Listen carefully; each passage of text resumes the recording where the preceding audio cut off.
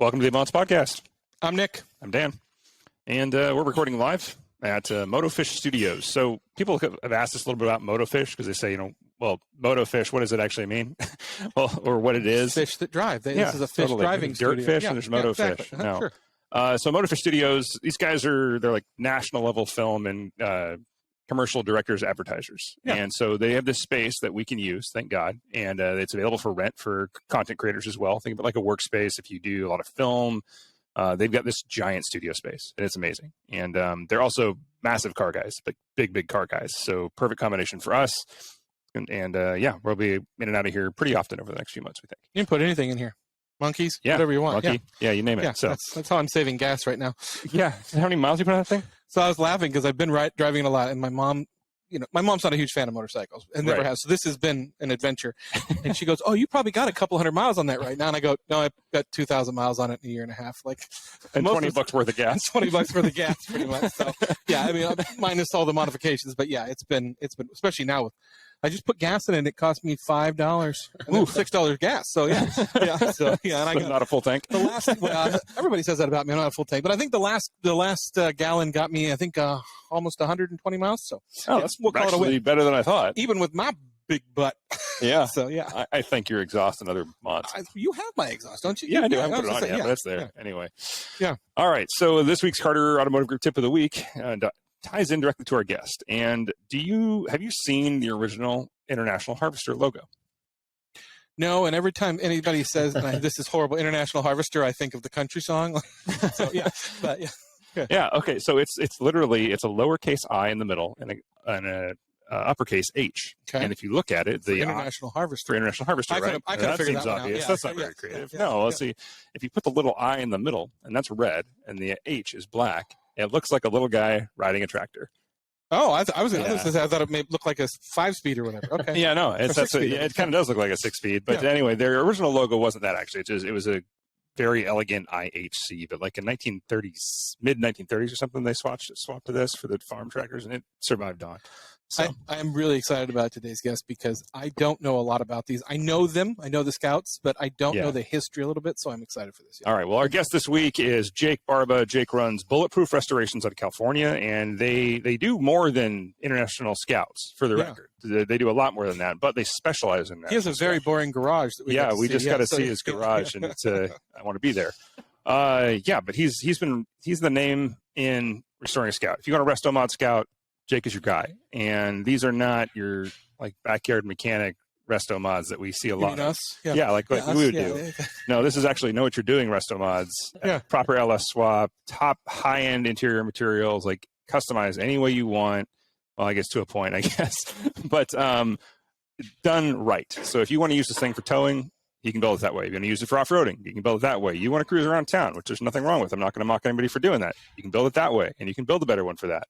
So, I mean, because you would want different gear ratios, things like that. So he is your guy. Jake, welcome to the show, and tell us about what you do. Yeah, your own words. Thanks for having me. You pretty much described it reasonably well. And you also happen to mention that something that not a lot of people know about the International Harvester logo, that it is a little man sitting on a tractor. So we basically do a lot of Restomod work to vintage 4x4. With Scouts being our primary, area of expertise. We've done a few vintage Porsches. We've done a few Defenders. We do a lot of pretty much classics and kind of touch them up with a lot of the old bits with mixed in with a few of the new bits that everybody kind of, loves and needs to have these days with making these cars comfortable commuters or reliable daily drivers. Power steering. Yeah, brakes and power steering are kind of a big deal. Usually those are actually some of the first things we upgrade. But we build them from the ground up, the chassis up. Basically every nut and bolt is brand new, and we try to take a lot of what was there before and make it a bit better, just so that you have a car that's going to last you another 20, 30, 40, 50 years, and you don't really have to worry about it, and it's still easy to service. Are you using so when somebody brings you a donor car, do you find the donor car? Are you using the original chassis, or are you substituting something else? Sure. How does that process go? So it's a little bit of both. In most cases, what we do is we can find the donor for somebody, and we'll strip the car down entirely. and then we rebox the welds on the original chassis if that's the route we want to go, just to make sure everything's kind of tip top and structurally, proper. And then we bolt everything up to that, obviously with newer suspension, newer, power steering boxes and like all the good stuff, LS motors. And there are a few instances where we have put a JK chassis underneath a Scout. You get full 4-link suspension, and modern, if you will, amenities and or accoutrement of what the Jeep JK chassis platform, kind of provides you these days. It's not as common, and we prefer to work with the original stuff, but it's just as good. Very cool. Yeah, and you said you were one of the first guys to have a Scout with an LS swap, right? Driving around the California area, correct? Yeah, I think so. Yeah, around in LA, there was one other guy. His name was Steve, who had one before me, and he lived in Venice. And I think that I was, around the second or third person in the LA area to have one. There's another guy in the Valley, kind of far away, lives at about an hour or two out of LA. That was one of the other earlier guys that I knew who had one. And now all you guys are finding each other, and the group has grown immensely. I've heard. There's like 50 or 60 people now in the Scout group in Southern California. And then there's like a few in the Inland Empire and the Valley, and pretty much all over the Southern California area now. San Diego, there's a ton of guys, and I think it's nice that these groups are growing, and that we have the ability to get on Instagram or the internet, if you will, and find each other, because it's always nice to roll in a group of people who are like-minded and like the same stuff you do. So it makes it fun. So let's go back a little bit and kind of talk about where you came from and how you got into this. I mean, were you always the car guy, like as a kid? As I always say to people, did you have the 10,000 Hot Wheels and the Legos and things like that? I did. I had the Legos and the Hot Wheels, but I wasn't really what I think most people would describe as a car guy. I didn't have my first classic car until, I don't know, like 2010, and it happened to be a Scout. And I was originally I was looking for a Bronco, and they were just not, for me, they were not affordable at the time. They were just too much money for what I wanted. And still are. Yeah. And that's the thing is like, everything's been going up in price, but yeah, I was out of my price range. And my uncle's friend happened to have a Scout that he redid. His name is Henry, super nice guy. And he sold that car to me for $3,500, if I remember correctly. Oh, man. And it needed a few things. A business is born. Right. Yeah. It was really funny. Like I said, I didn't really know much about classic cars. And so I had that car for about 6 months, and it like just ran too low on oil or like leaked or something weird, and the motor blew. And that led me basically to rebuild that whole car just kind of by accident. Huh. So it just, it kind of happened, but that's kind of how that happened. Did you come from a mechanical background, or are you sort of like, this needs to be done, I'm going to teach myself? It was a little bit of both. My grandpa, I grew up with my grandpa teaching me how to do a lot of woodworking. And so cool. Me too. Sort of mechanically inclined in that way of knowing kind of how some stuff, or at least the principles of how things are put together. And so I was, kind of slowly taking things apart on the car that I just had now. And it was one of those things where like, well, I have this off, I might as well take this off too. This off too. And, next thing you know, like the whole car's apart, and, it's like the engine's all apart in the garage. And luckily, so I was working with the fire department at the time, and there was a guy there who helped me kind of navigate putting all this stuff back together in the right way and teaching me a few things. And I've been lucky, I think, along the way. I've had people who taught me a lot about the business and introduced me to the right people kind of along this journey. Because I was a tech guy. I sold 2 startup companies and had an IPO and just kind of retired, and getting into the car game professionally was a little bit of an accident. And along that way, I'm forever thankful to all of these people. But my buddy Guan, my buddy Z, these guys kind of really taught me how to put this stuff together the way it should be, and introduced me to a lot of people who, to some degree, are just artists with this stuff and way better at it than me. So I feel like I learned a lot, and I'm thankful for those, kind of relationships I made along the way that made this what it is. Sure. Yeah. So walk us through the process. Like, say I've got a Scout and I want to do this. Like, how do we even go about starting with you guys, and like, what's the whole build process like? Yeah, so we get this question a lot, and it's pretty interesting because it's, as much as these are all the same, it's really different for every car, and even these donors, but basically, the simple ways, like obviously you give us a call and we kind of walk through, your seriousness and the nature of either what you have or what you want to do. And we sit down for what we call a design meeting. And basically we figure out all the little tidbits of what you would want to do with this car. I think you guys touched on it before, of like, is this going to be a daily driver? Is it going to be a mall crawler? Are you just driving it once a week or once a month? Are you having kids inside? Are you taking it off road? Are is this your beach car? Like, what are you doing with this car? And from there, we basically break down a lot of the pieces and options that you have in terms of powertrain, gear ratios, interiors, paints, a bunch of the schemes that we go through during this design process. And we kind of work out a good configuration for your specific use case. And it's not as easy as it would sound. That's sometimes why these design meetings take so long, but I mean, just the options are to some degree almost infinite. Once that design process is done, basically we take your deposit, and there's like almost no timeline here. It's like we work on, I mean, this is just an artist sort of going to work, right? Like, it's done when it's done. Yep. And COVID obviously has impacted a few of the things that we've been going through, but basically, I showed you guys a chassis earlier, kind of what that looks like. But that's how it starts. And so once that process is done and we take your deposit, like, we go find you a donor car if you don't already have one. And, sometimes that can take a little bit of time because we like to start with a really good foundation so that, we just have good bones. And it's, in some ways, that reduces the cost. The better of a foundation you can get, obviously low rust, straight panels, it reduces time in paint and body work. It reduces time in, having to find little parts that perhaps are missing from some donor cars, for example, right? So it's a little bit of a process even to find a donor. But from there, basically, it's full disassembly, sandblast all the parts, most of the outside and inside of the car, the frame, chassis, like the whole nine. We CAD plate most everything as well, so there's a process for that, just to ensure that we're not basically giving you something that will, I get that, obviously these cars are old, but at some point they're going to rust. We just try to prevent that as much as we can, especially here in California. Like, I think a lot of my clients happen to live in the LA area, kind of close to the beach.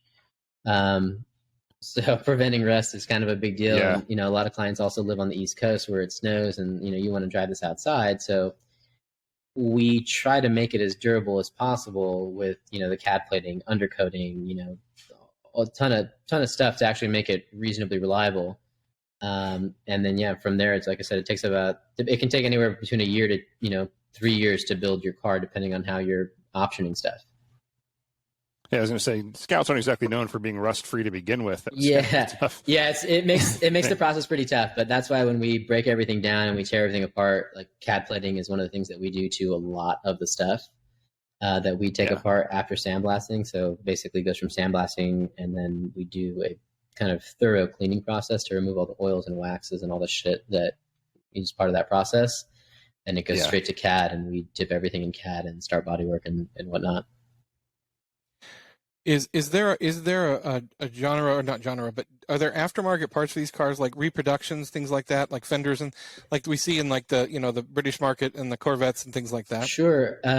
There used to be this company called Kentrol that used to make fiberglass stuff, and admittedly the shit just never fit right. As aftermarket. You said fiberglass. Right there. Like they went out of business a long time ago. They do make some stuff aftermarket, but body panels are mostly coming from donor cars.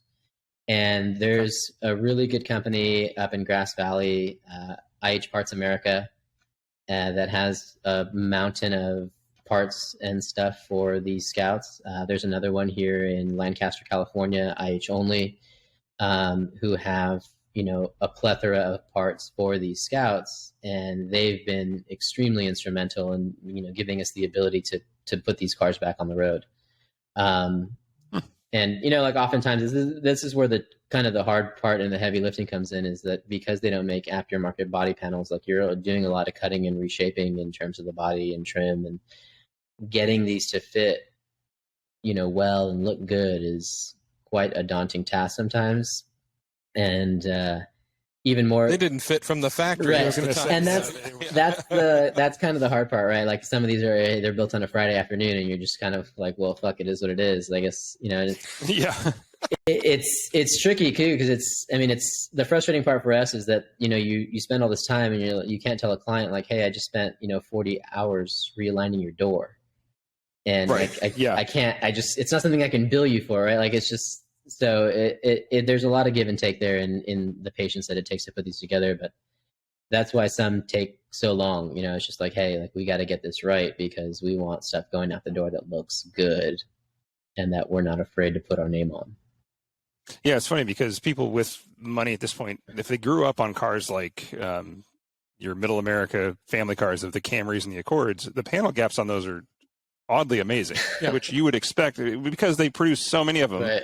And they're laser guided, literally. So when you get to this older stuff and they're like, oh, it's going to fit just like this, you're like, dude, have you ever seen one of these before? Because if you saw it from the factory, like I grew up driving a 68 Ford, and it was like, the door gap was like, oh yeah, that door leaks. Yeah. And it always leaked. It wasn't broken. It just came from the factory that way.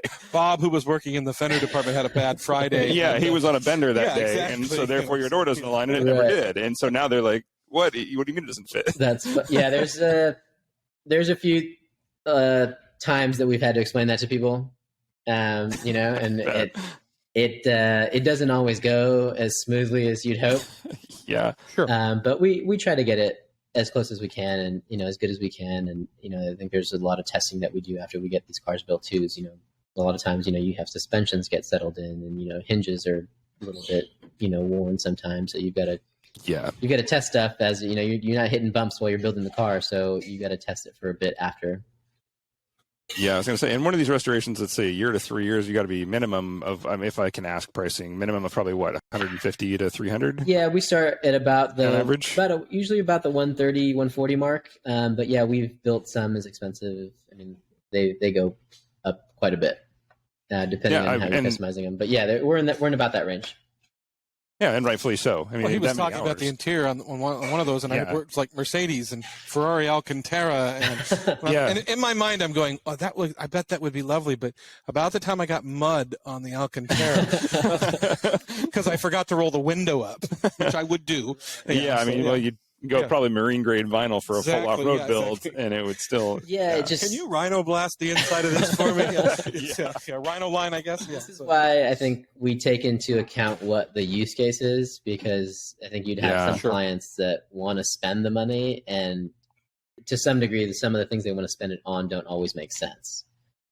And so I think right now we're seeing a really cool advent of younger folks who now have a little bit extra money to spend, which I think is fantastic, that they're getting into these older cars. But at the same time, they, I think, want stuff that they're used to in modern cars, and doing that while getting them to kind of be, reasonably minded about how it's going to be used is not always an easy process. Yeah. I just, if I see myself driving a Scout, I'm either pulling like a Chris Craft or like an Airstream, I think, in my mind. Like, there's just something classic about that. How many did they make? Like, give us a little bit of history on this as far as international and Scouts and things like that. Because I know there's several different body styles. There's kind of trucks.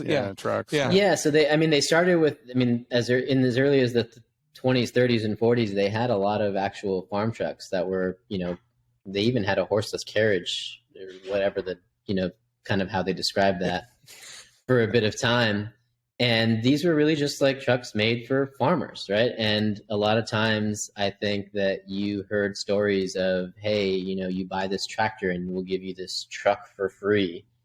And that was one of International's sticks. And, that's why you get a lot of folks that didn't really care about these, and they just parked them on the farm when they broke down. It's like, oh, whatever, I don't give a fuck, I got it for free. And to some degree as you would, but at the same time, it kind of pains me to think about it. I'm like, I don't know how many of these are sitting out there on a farm that someone just was like, yeah, whatever, just let it sit and it's fine. What's that dent? Oh, I blacked the combine into right. it. It's fine. Clear some black bushes, find a truck. Yeah. But it's interesting. So so they, in terms of the Scout, they started making the Scout in 1961, and they made, it's called the Scout 80, and basically that rolled into 71, and it ended with the Scout 800A and the Scout 800B, and there were a few different kind of submodels that you can get. And so in the later years, you could get things like the Aristocrat, which had, kind of a different paint scheme and a special roof rack and a different blue interior, which is kind of cool. And then they had, like an SR2 with like a special stripe package and bigger motors and like all this other kind of little designators as you would, or fun little, bits that you would put on special packages, just like you would on most modern cars nowadays. Sure. But they had one, which is kind of my favorite. It's interesting. So they had one that's called the Scout is an old Scout, but it was made in the 60s, and they called it a dollop package, and it was a red carpet edition. And so they marketed this to the ladies where it was like a white car with red carpet and full red interior, and it was hilarious. But it's one of my favorites. So many wrong thoughts going through. It's shit you can't do anymore, right? But then, so in 71, late 71, 72, they moved to the Scout 2 platform, which is a little bit bigger. And kind of one of the more common ones that you see now is the Scout 2. And they made that all the way up until 1980. And there were some interesting versions of that as well. So that, they had the Terra, which was a little bit of a truck top and 18 inches longer. So you could have basically a Scout pickup. They made the Traveler, where you could basically put, all your family and stuff in the back. And they had a Travelall too, which was basically like the first Suburban, if you will. Suburban. And those were really interesting too, because the early ones came with 3 doors, and it was just one of those like weird, quirky farm things where we're like, we only need 3 doors. We're not loading on the left side of the car. We're only loading shit on the other side. So there was a lot of. And here I thought Hyundai came up with that. And there's a couple of vehicles like that. Yeah. Yeah, and so it's cool nowadays to see. I think that there were so many options available at the time, but I think at the time it was sort of their downfall. Like they had so many options that it was more than what people may have wanted or needed. And nowadays, I think when we get a rare model or you find your build sheet on the back of the glove box, if you're an enthusiast and you have one of these cars, or you're not an enthusiast and you have one of these cars, look in the back of your glove box, you might find a build sheet. But it's a fun little thing to find, because you get to see how your car was optioned at the factory, and or kind of how the person who ordered it, all the options they put on it. And so it's the beautiful thing for me about a lot of these old cars, and just generally old cars, is the story that comes with it.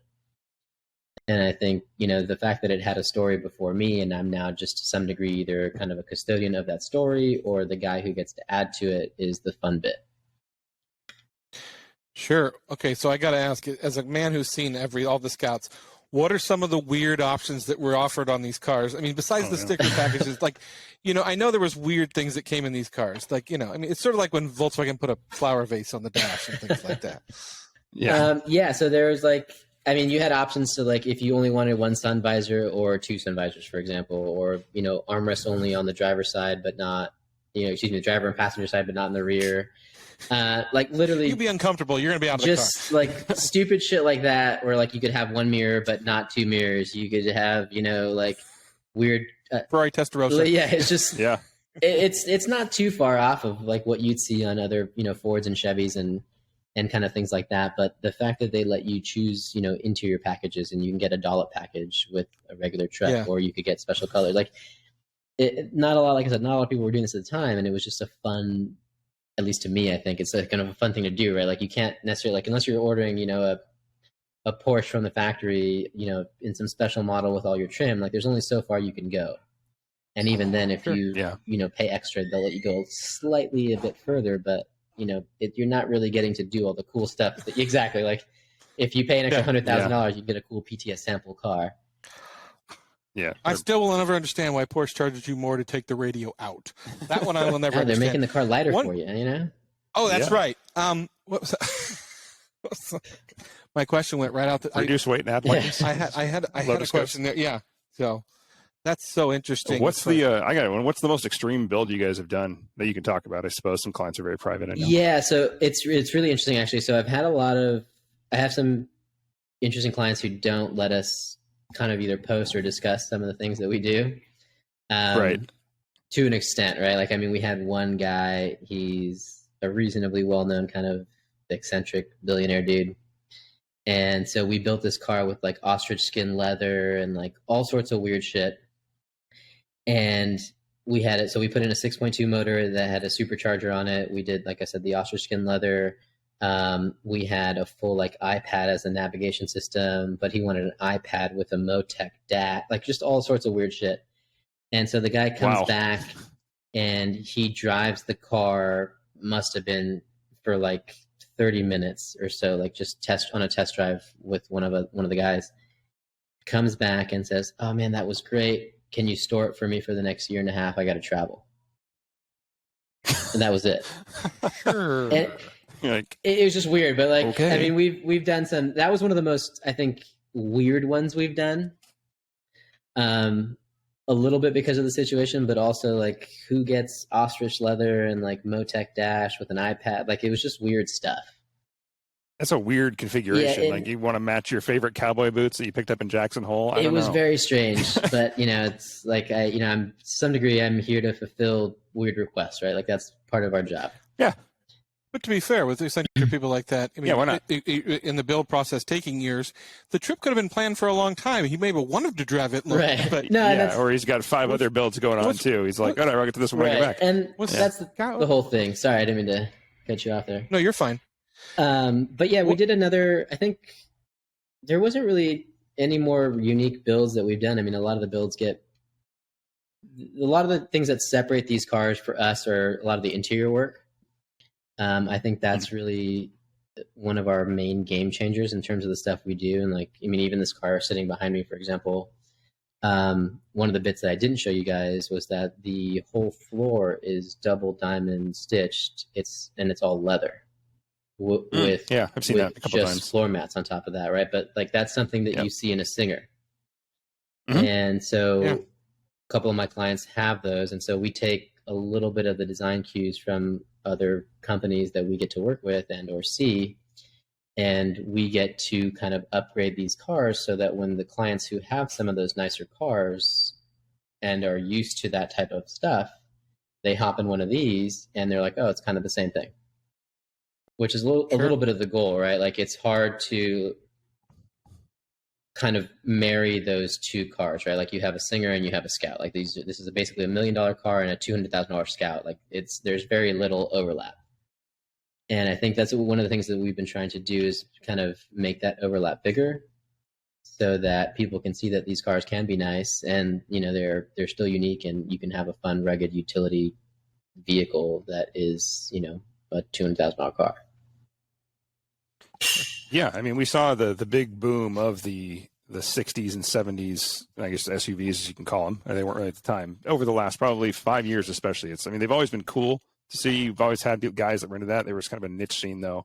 Because, you know, you had your classic hot rod guys, but they were fixing up hot rod cars. And now over the last, I'd say probably, 5 to maybe even longer than that, 5-10 years, we've just seen this explosion of Broncos, Blazers. And it's cool to see the Scout coming around because I think it's the most unique of all of them, or at least it's the rarest as far as the mainstream goes. We don't say the word Blazer anymore. After what Chevy did with the word Blazer, we don't say that was a pretty bad iteration. What came first, Bronco or Scout? So this is actually because I feel like everybody calls them Broncos. Yeah. So the Scout came out in 1961, and again, correct me if I'm wrong here, but the first generation Bronco started in 67. 67 to 77 was Gen 1 of the Bronco, and so Ford stole it. Is where I'm getting to. Yeah. The way that I have read the story, and it's been told to me by some of the old timers, is that when the Scout came out in 61, Ford discreetly bought some, and then if you kind of look at the design and the dimensions of the Ford, you'll notice that they're very, very, very similar to the dimensions Cut, of paste. It literally was a copy and paste, right? So that's the way I think it was designed. So this guy named Ted Ornis designed the Scout a long time ago, and rumor has it, again, this is just unsubstantiated rumor that you hear from some of the old guys at the factory or wherever. Allegedly. Is that they were, him and the design guy at Ford I had spoken at some point. And, I guess, you don't know how ideas form or get started or this, that, or the other. It's a interesting thing. Or how much whiskey was involved when they were talking. Exactly. So, but the Scout came first, and, to a lot of people, I think it is really the first actual SUV in terms of what we are familiar with an SUV to be. If you're not talking about some of these older Travelogues and old, kind of station wagons or whatever it is. Yeah. No. It's first real SUV. Right. Yeah. 4-wheel drive, low range. Yeah. Yeah. Like it was a utility vehicle, right? And Scout was the first to do it.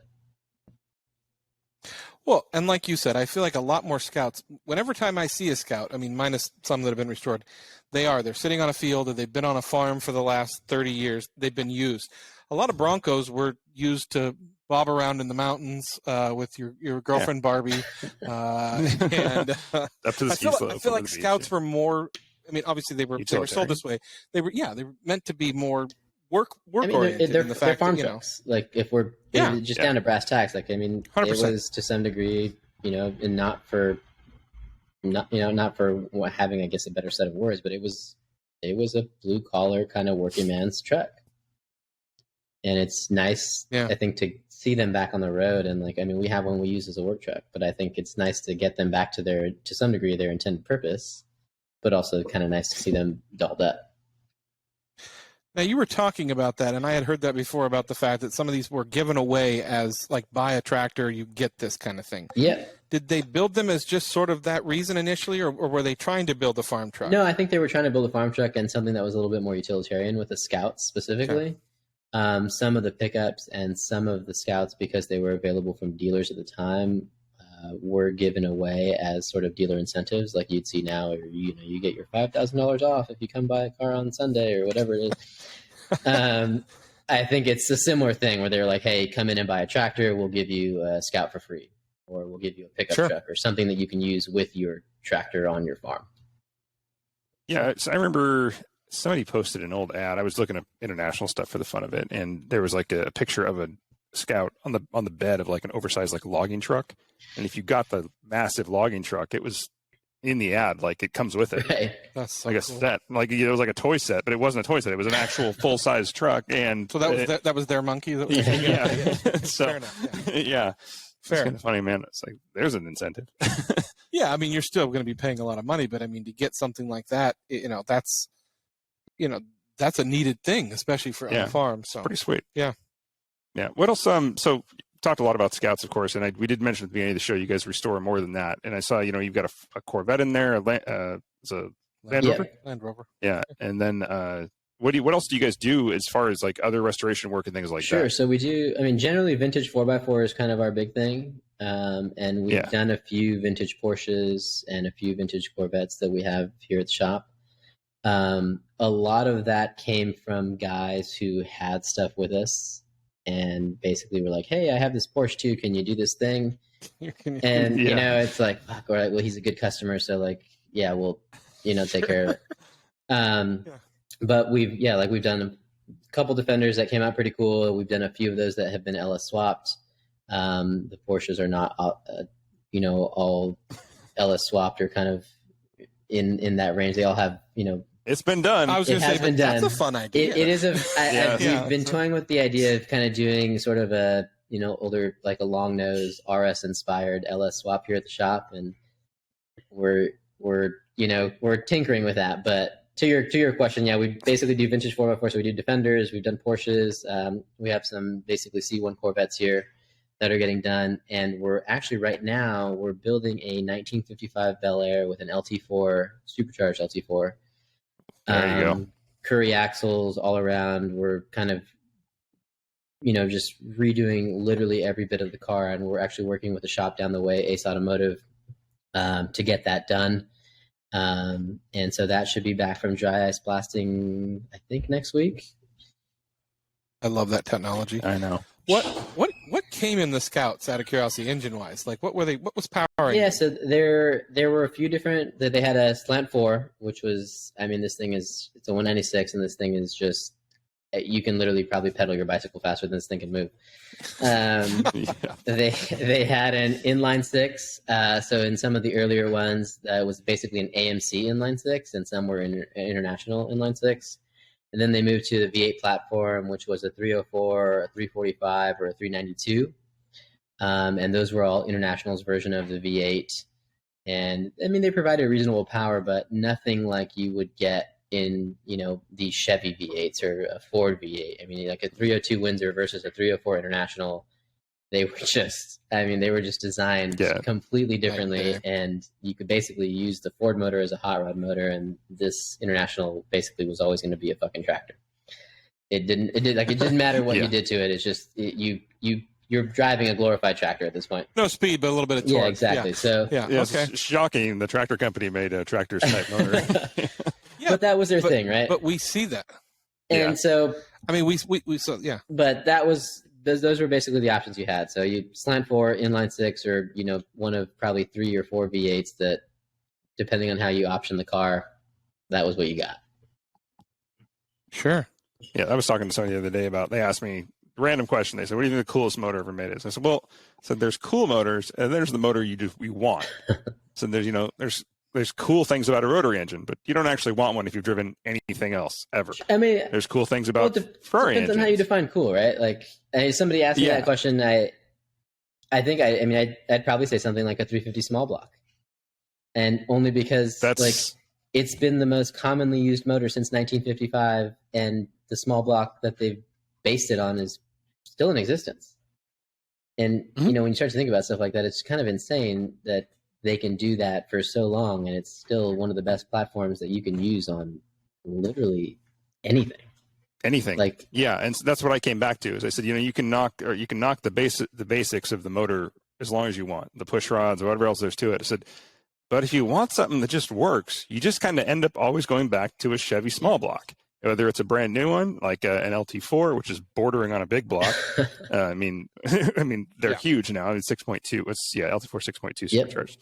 And then, but I mean, even the most basic Chevy pushrod does the job in just about anything, and they actually get decent mileage for what they are, and they get great power for what they are. And there's going to be better use case specific motors, but I'd throw an LT4 in my Raptor and get rid of my 3.5 V6 any day of the week. I would love to have my Z06 motor in my Raptor. I like the new Coyote from Ford. Yeah, I think it's been a great motor. I mean, it's stupid to put it in one of those Cobra replicas, I'll tell you that. But, is it though? I mean, somebody who was pulled over doing that. No, they're just terrifying. Absolutely. There's nothing. It's awesome, but they're just terrifying. Yeah. So I'm not tall, and my knees hit the dash. So the cop didn't think it was that fun. No, but I mean, there's a lot of companies out there that obviously that have tractor motors. I mean, the Triumph was one of them because it has removable cylinders and things like that. So you see that. I mean, and it makes sense that they would be able to make their own engines. But you said they were using some AMCs. Right? I once had a car basically. So it was a Scout, but it came with an AMC inline 6, like from the factory. And I think that was another thing that International was known for, is that they did actually use parts from other manufacturers to make their cars. And it's interesting, I think, nowadays when we're redoing a lot of these stuff, you'll see, small little part numbers come up and you're like, oh, that's the same as a Dodge, but just with a different part number. Or like, oh, that's the same as this, but same thing with a different part number. And it's interesting how you come across that, as the time goes on, and you just look at these two different part numbers and you'd swear they up and down, they were the exact same part, just with a different logo. Sure. I mean, that's still a common practice. Subaru, Toyota. I mean, dude, for BMW, Toyota. Aston Martin does it with Ford. I mean, like, this was a common thing. Like Maserati, and Dodge. All of these things are the same. On that. It's hilarious to me sometimes. Like, you get in your Aston Martin and you're like, this has Ford window switches, and it's shit that probably not a lot of people would notice. But if you've been in one of each, you're like, this feels really shitty. why did you do this? or you get it hypothetically, you get in your Ghibli and the dash is from a Dodge Charger. Yeah, it's the same. Yeah. I mean, it's like, and the Lamborghini and Audi. I mean, it's a common thing, and so like, it's interesting. It's just interesting to see, I guess, that happened then and still happen now. There was that joke. If you have a Lamborghini Gallardo and you need brakes, you get them from Audi. If you have a drill press, you can save yourself $1,000. Yeah. Because all it is the set screw. 100%. Pretty much, you just drill press the rotor. Okay, so I got a personal question. We have friends that do this kind of stuff in the Pacific Northwest, and I feel like this happens. They end up building cars like this, and they build their own personal car, and then a client comes in and goes, "Yeah, I want that one." Are you the type of guy that would sell that? Like, do you have your original Scout or no? Actually, so I don't have my original Scout, so I sold both of them. The first one I had that I told you that I got for $3,800, I fully restored, and some guy stopped me downtown and was like, "I need this car. Like, is it for sale?" And I basically just gave him the "fuck you" price, and he paid it. Like, no questions asked. Was just like, win-win for you. Here's a fucking check. And then the second one and you know where to get another one, yeah. Yeah, sweet. But yeah, the second one I had after that. I don't know. These are really hard to find. So the second one I had after that, I actually sold. That was one of the one I had LS swapped at first. And the company that did that one was actually what sort of started Bulletproof. Bulletproof kind of started as a spite business. But I was going to ask you about that, how Bulletproof started and how you got the name. I do want to hear that story. We'll get there in just a second. Sorry after this. So I sold that car to a buddy of mine, and actually I probably sold it cheaper than I should have. But he's a nice guy, and he drove the car, so I was really kind of happy to see someone else kind of care for it, and I was ready to move on to the next thing. And I've had a bunch since then, but I'm one of those guys that personally, like, everything is for sale, obviously for the right price, and it's just like, I know what it's going to take to build it. I can not necessarily married to it. I think my thing is that if I sell the one I'm currently driving, I think that my problem is I want to build the next one better. And so I like to see the iteration of progress, that kind of what we can do, and like, all right, how far can we actually take this kind of thing? And to some degree, it's nice to sell it so that I can see what I can do next. But that's kind of my take on it. I don't think International thought they were going to have an iPad in the car. So, whatever's new. So, yeah. So as Dan said, where did the name come from? You said you kind of did it in spite? Yeah. This is actually a real life spite business. So not one of those. The second or third Scouts I had, basically I sent it out to have this company LS swap it, and they're a bigger name in the game. And they kind of messed up a few things, or didn't do it necessarily what I thought would be to industry standard or to spec. And so I had to send it back to them a few times, and it still wasn't right. And so I finally ended up fixing it myself. And, it was kind of a whole thing. And that was kind of how it started. And that was like sort of the origin story, if you will, of this business. And it was slow from there, where I was kind of just like, all right, I'll, kind of do a couple things for my friends who have them, or, kind of my close-knit circle. And so then shortly after that, a friend of mine needed a job at this company called Omaze. And so the woman, since I was in the tech game and I was at this time retired, I knew somebody who worked there and got this woman an interview. And so from there, I was like, all right, look, I can get you in for the interview, but from there, it's on you. So she got the interview, she got the job, and then got us a contract to do the Omaze build. So we did a Scout for Omaze. Very cool. And after that, things kind of just blew up. So when was that? I remember that. I was going to say, I always follow the Omaze cars when they're going. Yeah, I think it was... So we started having that conversation late 2019, and it didn't really come into fruition until like January 2020. Around that time, we started building that car. And then it was on the site, I think, for auction around September of 2020. Yeah. Mm-hmm. But we built that car in a really short period of time, and it was insanely nerve-wracking. And there was a lot of kind of funny things that happened along the way.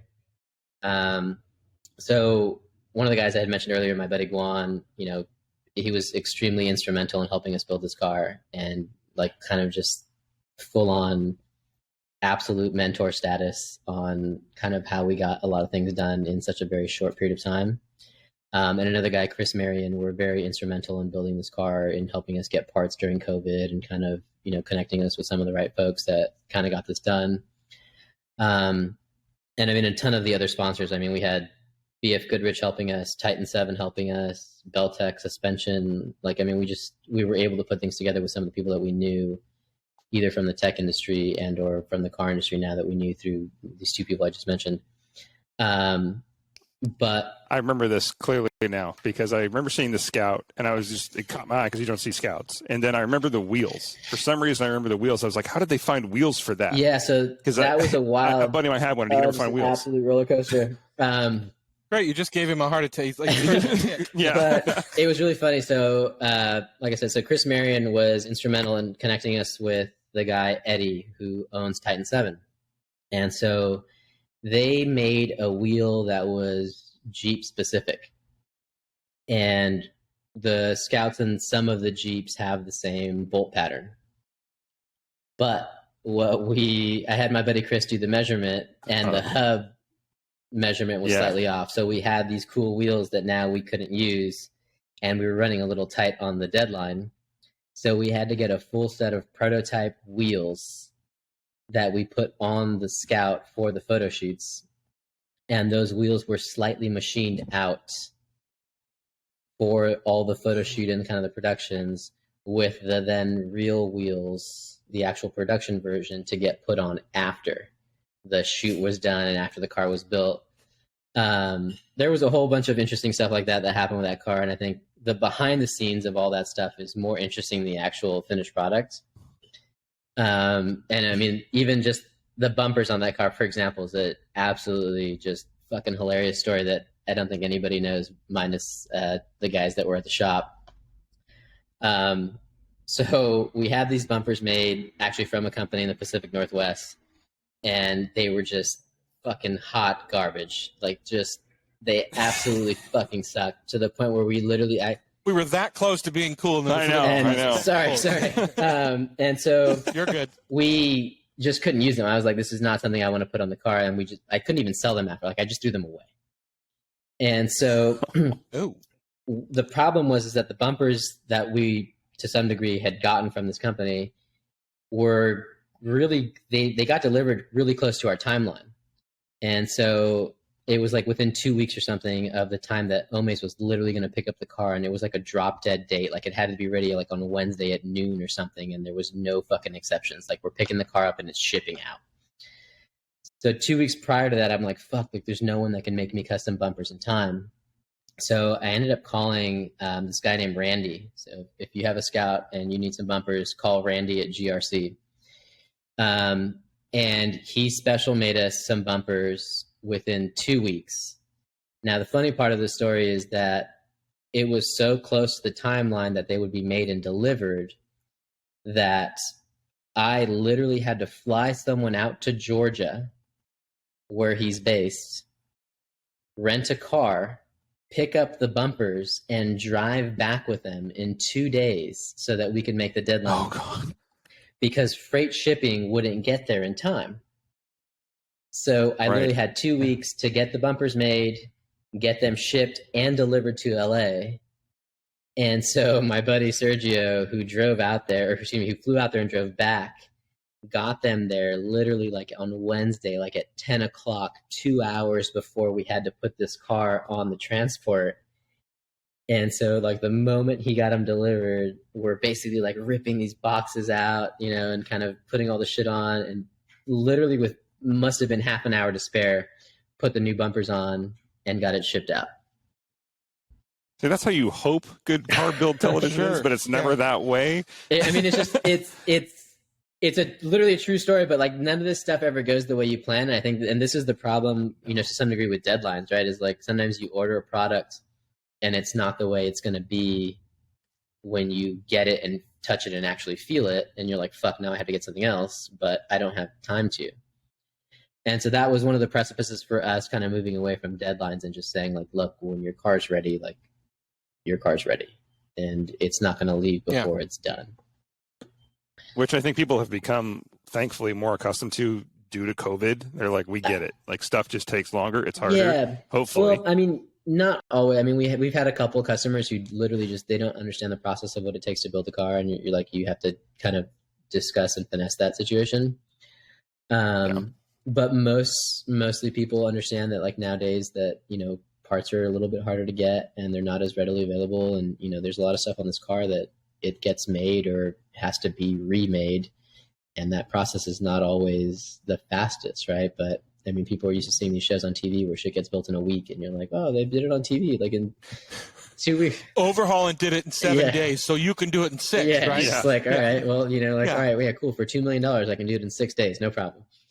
Absolutely. Like, whatever you want, like, you know? And so it's one of those things of, like, you know, that old saying of, you know, you can get it done quickly, you can get it done cheaply, or you can get it done good. And you can get, you know, you get to pick 2 of those things.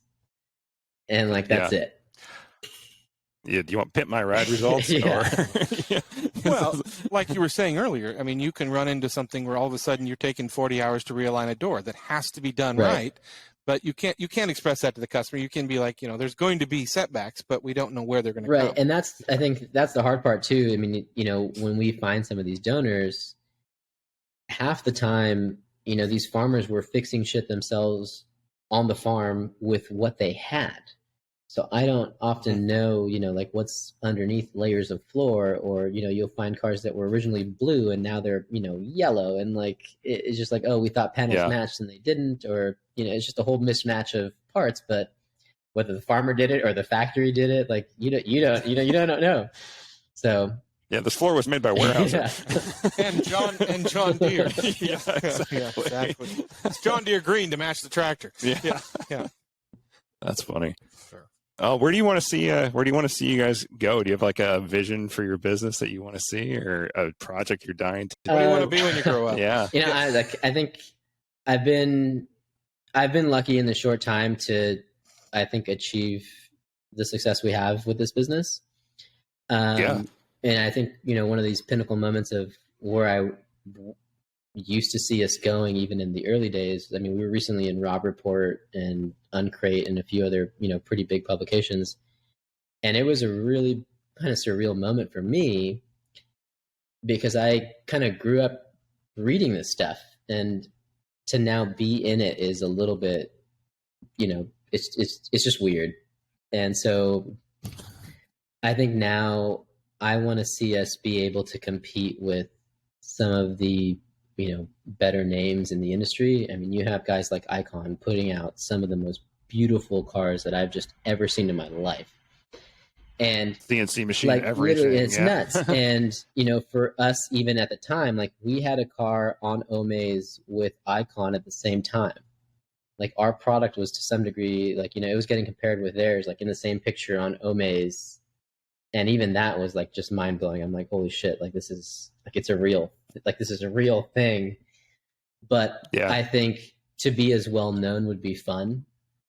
But at the same time, I get scared thinking about what that would mean to, like, scale the business to that big. Now I need more employees. I need, you know, to have, you know, bigger spaces. We have to speed up timelines. We have to get more, like, it's just sort of a thing now that I'm just taking kind of day by day. I'd love to see this be like a huge fucking thing, and, you know, people are buying t-shirts and hats and all the shit that you'd see. But I kind of like, to some degree, this being a medium-sized business where we still get to take our time and we get to interact with customers and have this be a kind of just a more interactive process. Well, scaling in your business is tough because we've seen hundreds of businesses out there that have done it and the quality goes away. That's the first thing that goes down the drain, and it's tough. That's my fear, right? It's like, you know, some of the test drives that we're doing on some of these cars that we come out, like, I try not to give the car back to the customer unless it's had, you know, almost 1,000 to 2,000 miles of test driving, just because shit always happens. Like, it doesn't matter. Like, every car does, something happens. Yeah. And there is a process, obviously, but this isn't exact science, you know, like, there's things that just happen when you're building a car by hand from scratch with parts that you have to make. It's, you know, shit happens. Let alone where you're like, oh, it's done, but I'm not. I got to put some miles on it, so you can't drive it. And it's funny too. It's like that. We've had some clients like, "Oh, what do you mean I can't drive it yet?" And you're like, "Well, like this is kind of just how this process goes, right?" I'd rather it break with me, so that you don't get mad at me if you're out driving around. And when you explain it like that, it's kind of a more smooth, kind of receipt of that message. And we have some clients that are cool and like they like to test drive their own stuff. We have one repeat client he's done a bunch of cars with us and he just likes to drive his own stuff. But he's also really cool when things go wrong and it's like, hey, I understand that this is part of the process. I'd like it to do, X, Y, and Z. And you're like, okay, we'll go back and adjust that stuff. Let us know what you think and just go to town. Yeah, and I'm not going to diminish anything with Icon at all. I've seen the work firsthand. It's beautiful and amazing. It's incredible. It's fucking mind-blowing. Yeah. But they're also working with, how many Land Cruisers are built as their main product line is being Land Cruisers. And they do other stuff too. But it's like the resources they have that come with that are, nuts. You can still find brand new panels from Toyota. Yeah. They're actually not that hard to find relatively. And I think it makes their job slightly easier. And they fit. But I don't think it makes the job slightly easier, but I don't think it it doesn't at some point as well, right? Like getting it to fit the way they do it is obviously a huge process, but also I think the vendors that they have access to is one thing. But I will say, so I was lucky enough to speak with Jonathan Ward a couple times, and he's actually so nice that like he's one of those guys that like he sometimes breaks down his process for you. And I've never encountered anyone in the industry, as nice and kind of even just having conversations with him who are open to doing that. A lot of people don't share their vendors or they want to hide stuff. And to some degree, he's the opposite. And it lends to the, the kind of what he's putting behind that product is just like a pure, authentic, 100%, just like, this is me. I just like nice stuff and I'm going to just do my own thing. And it's great. Yeah, Christian von Koenigsegg is the only other person that comes to mind. Absolutely. If you ever have a chance to talk to him, he's one of the most open people you ever talk to. It's great. It's so refreshing, right? And you're just like, wow, this is just so nice. Like, this is cool. And like, now we get some of our parts 3D printed at the same place that Jonathan Ward does. And, because he was nice enough to share one of his vendors with us, that now we go, use some of the same parts, right? And, a lot of these cars do come down to the finish. And like, that's where you kind of make or break your product is, how nice is the stitching on your interior? What do your knobs feel like? And just dumb stuff. You can own a Land Cruiser and a Scout. I mean, those are, you should. different, Build one for cruising, build one for off-roading. I don't know, pick a pick. Fair enough. Yeah, fair enough. Right? Good stuff, man. This has been great. I really, really enjoyed this, and thanks for showing us your shop earlier. Listeners, viewers, we don't not too many viewers, but we will plaster the Avance page with photos. So Jake, send us all your good stuff, and I will make sure our listeners can see the beauty of your work. Because I've seen the Rob Report article and some other things, but man, it does not do it justice. I'd love to see some close-ups, things like that, and share those out. Also, if you start making shirts and hats, I'm in. Yeah, we have on there. They're sold out at the moment. Actually, I think we only made like 500 or something like that of each design. That's great. And so we didn't. I like the horseshoe logo you guys have.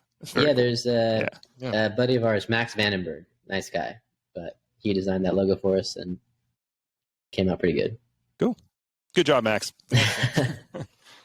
Well, we really appreciate you taking time out of your busy schedule. I think Dan said showing us around, and we can't wait to see more coming out of the company. Thank you, guys. Yeah, and I was going to say, you guys have like 30,000 followers on Instagram, but I'll make sure to post the links for the Avance crew. All you guys can check that out. I'll have all the links in the page. So. Thanks, guys. Appreciate it. Yeah. Well, as for this episode of the Avance podcast, I'm Nick. I'm Dan, and don't just get there. Enjoy the drive.